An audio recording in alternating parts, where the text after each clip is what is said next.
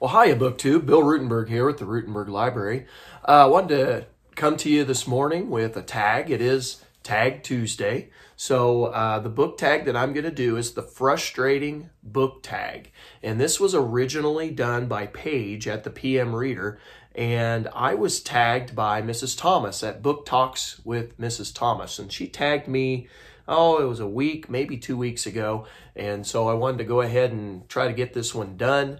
I'm going to film in a new location here on my reading chair that we had bought, it was a year ago, I guess.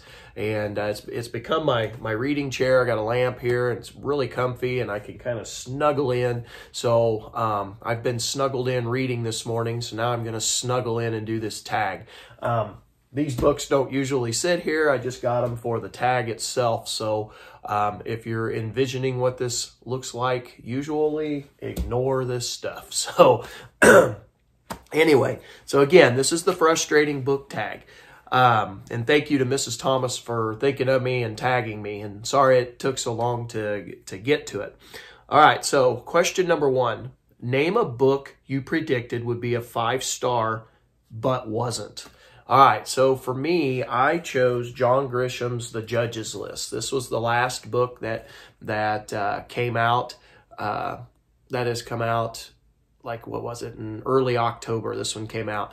And I thought this might be a 5-star read because John Grisham has done in the past, he's done usually pretty well with sequels or even prequels to previous books, and that's what this is. It's a sequel to a previous book, but the end of this book did not. I think they could have added to the end of this book. It seemed like John Grisham, and I've told you this before on the channel, it felt like he cut the story off, and I don't know if that's John Grisham doing it or if it's his editors at the publishing house telling him you have to keep it to so many pages. But I think this book could have been 100 pages longer, and it would have been just fine. I would have thoroughly enjoyed it. But he cut it off kind of quickly at the end in a couple of different spots to jump the story ahead. And you could tell when you're reading it, it has a really good flow through the beginning. It's got a good storyline going of where this judge is a serial killer and they're on the hunt to try to prove that. They know he is, but they have to prove it. And it does a really good job until the last 20% of the story, and that's where you make 2 giant jumps in the story, and I just did not like that, and it prevented me from saying this was a 5-star book. It ended up dropping the stars. So question number 2, what book had a great beginning but an ending that let you down? So I bring the book back again for that very reason. I just told you with John Grisham's The Judge's List, the story just jumped in a couple of places at the end, and a couple of things happened that you're just like, really? And throughout the story, the guy had been so perfect. The judge had been so perfect in making sure he never got caught, and he knows all of this technological stuff or technology stuff with computers and all of this, and he got caught on just the chance that he ran into somebody, and I did not like it. I did not like the end of it. So anyway, question number 3, do you have a book with a pretty cover but an ugly spine? I would say, as I was going through my bookshelf, I've got a lot of those. I think probably everybody does. And this is the book that I pulled off of there. I've not read it yet. I hope to in the future, but right now I've got a couple of big books going and can't get to it right this moment. But John Toland's No Man's Land, 1918, the last year of the Great War. And this front cover is absolutely awesome. It's got a World War I painting on it. And even on the back side, they put a painting in there. And, same painting. But the spine, how boring. How boring. Now, I do question on books, their spine, how much can you get on the spine? There's only so much you can get on the spine. But I would think that this very easily, you could have taken this painting and wrapped it around the spine. And I've got several books that do that, and it's a really cool effect. And I think you could have wrapped that painting around and maybe made that spine a little more entertaining. So that's my choice for great cover, but a boring spine. Excuse me. All right, now question number 4. Do you have a book series that doesn't match? Maybe some are paperback and some are hardcover, or maybe the cover designs were changed halfway through the series.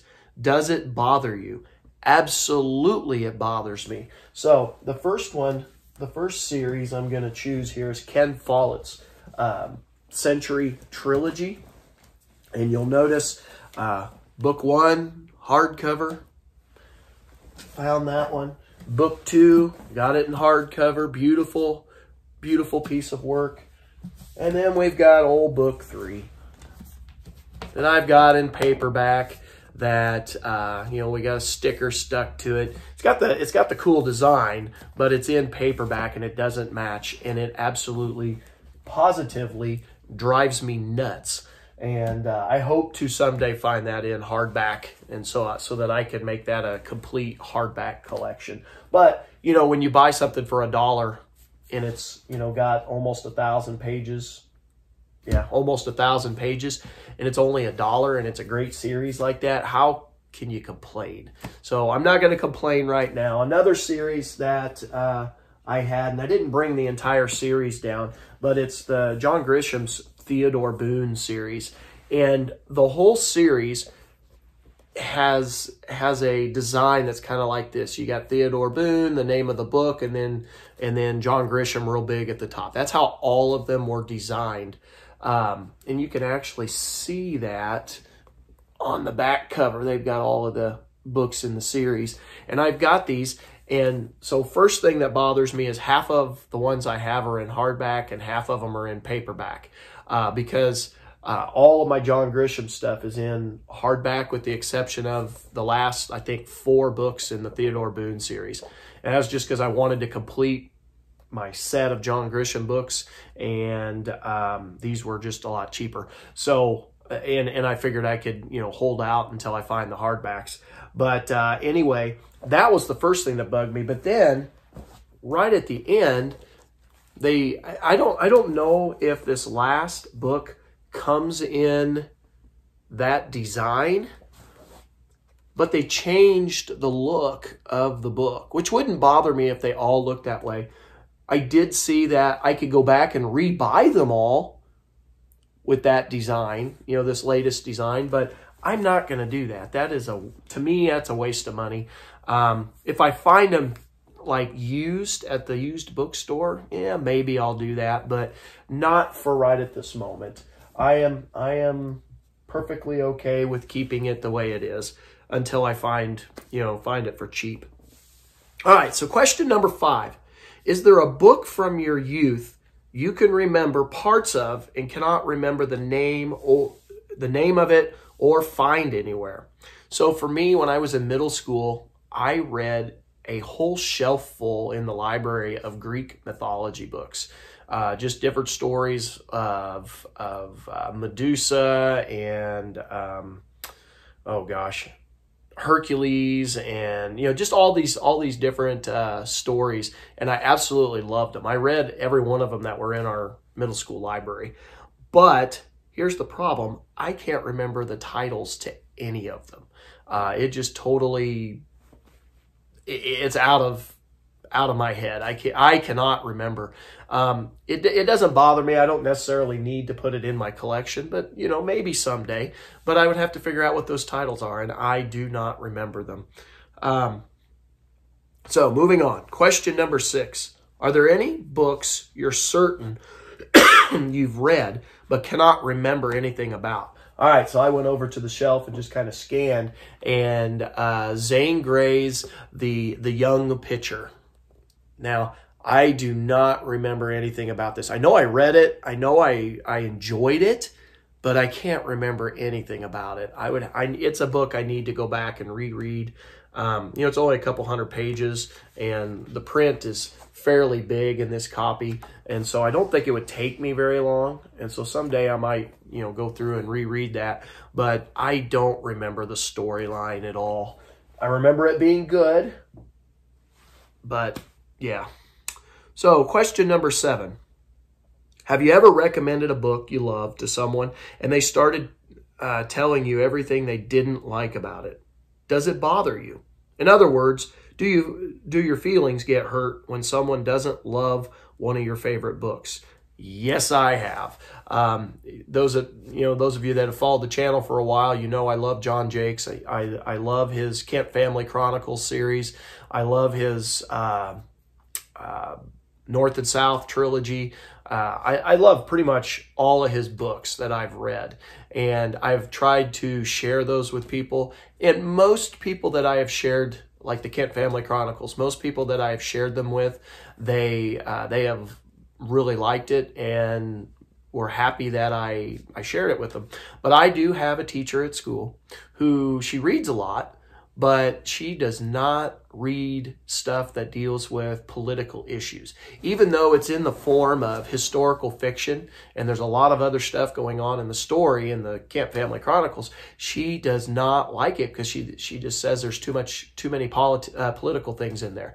So, it deals with the American Revolution early on in the series, and she just doesn't like it for whatever reason, and it bothers me because it is a great book in my opinion.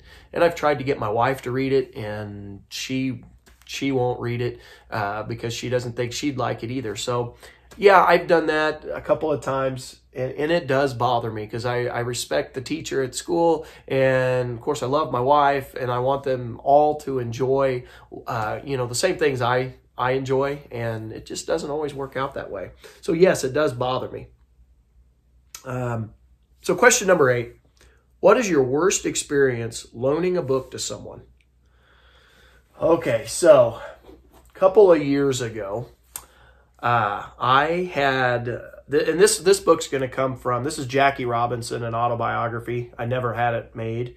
I had this in my classroom library, and I had some kids doing a project on Jackie Robinson, and this kid took this book for the duration of the project, which took, half the school year because it's a big, long research project. And when I gave this book to the kid, it was it was in brand new condition. And the kid was a pretty good kid, very intelligent kid, and you would just think that they would know to take care of stuff. And when I got it back, now you're not going to be able to see it real well because I doctored the book up and taped everything up so that it would last. But I'll start with the back cover. Ripped off the cover. Ripped the cover. Ripped off the cover. It also had, let's see, didn't it have another, or maybe that was the front cover. Okay, so you could see what they did to that front cover. I had to tape it up.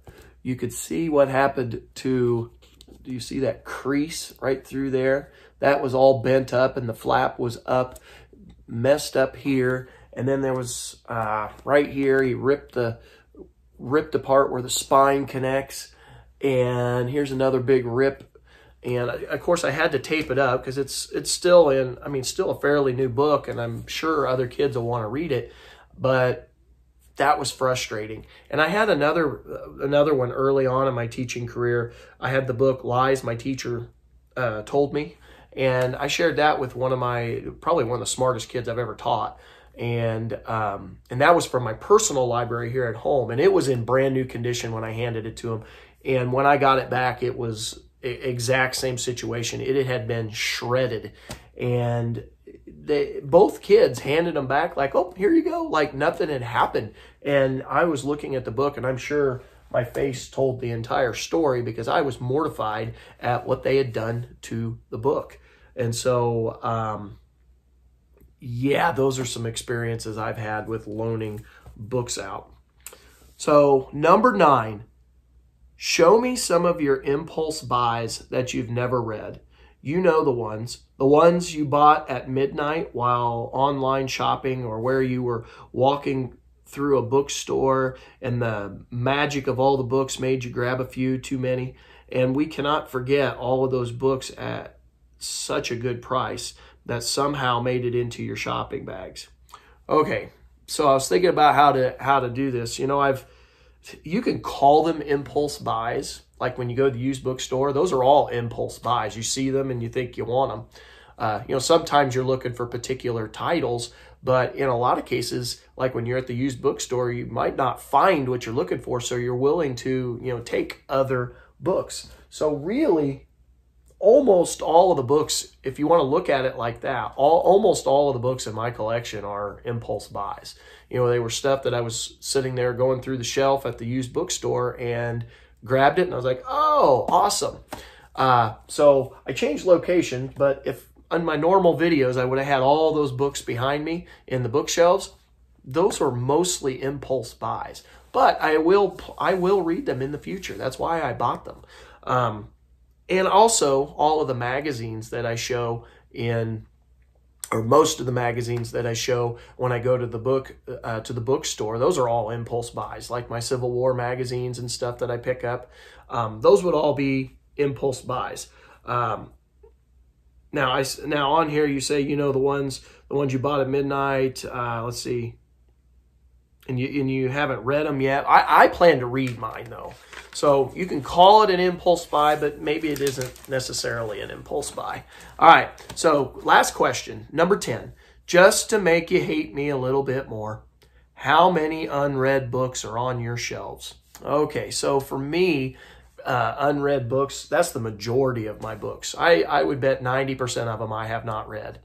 Maybe 85%. I don't know. It's a pretty high percentage of them because I buy way more than I read. And it's not that I am not going to read them. I plan on reading them in the future, and I like to have my options as I'm thinking about what to read next.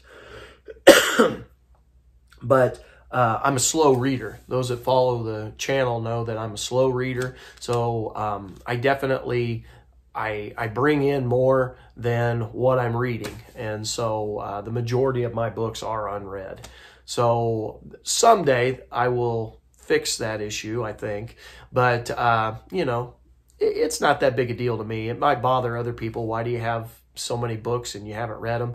That doesn't bother me any. I love looking at my books. I love just seeing them over there. I love having options to read. I love being able to, if somebody says, hey, do you have a book on, you know, whatever subject, I can go to my library shelves and say, yes, I do. Why don't you try this one? I love being able to do that. So it doesn't make me hate you a little bit more for me to tell you that I haven't read the majority of the books on my shelves. That's okay with me. So anyway, BookTube, this has been the frustrating book tag. Again, I was tagged by Mrs. Thomas over at Book Talks with Mrs. Thomas, and the original was done by Paige at the PM Reader. Thank you to Paige for creating this, and thank you to Mrs. Thomas for tagging me. This has been a lot of fun. I'll put the links to both those channels below along with the questions. And BookTube, I invite you to all try to do this. You know, go through your shelves and just pick a few books off and talk about them on how they frustrate you.